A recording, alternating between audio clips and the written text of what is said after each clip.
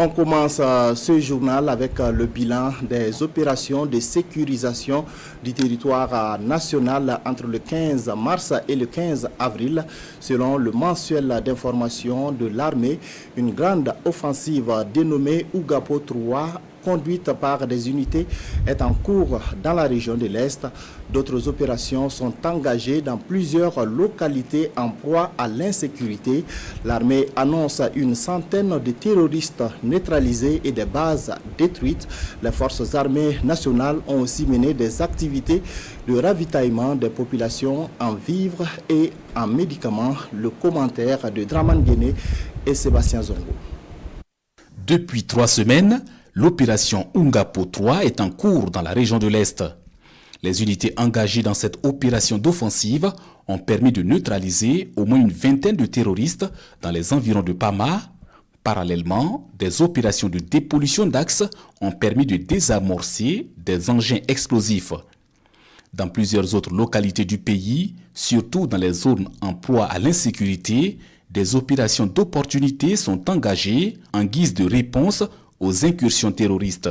Des actions de haute intensité par air et au sol, après les attaques de Nadiabouani et de Napadé, ont conduit à la neutralisation de 45 terroristes et des bases détruites dans les 2 zones et dans les environs de Pama.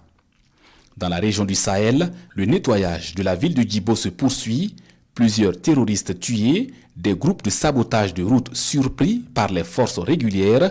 Les groupes armés qui sévissaient dans le nord de Djibo ont une réponse à la hauteur de l'engagement des forces régulières.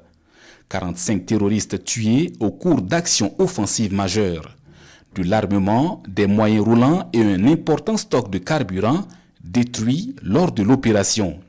L'attaque dirigée contre les volontaires pour la défense de la patrie de Barsalgo n'est pas restée impunie.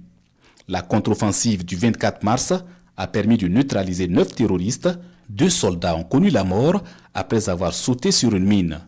Le 28 mars, suite à l'attaque contre l'armée malienne à Tessit, l'armée burkinabé se met en alerte et après échange de renseignements avec le Mali, les terroristes sont interceptés vers Oussi.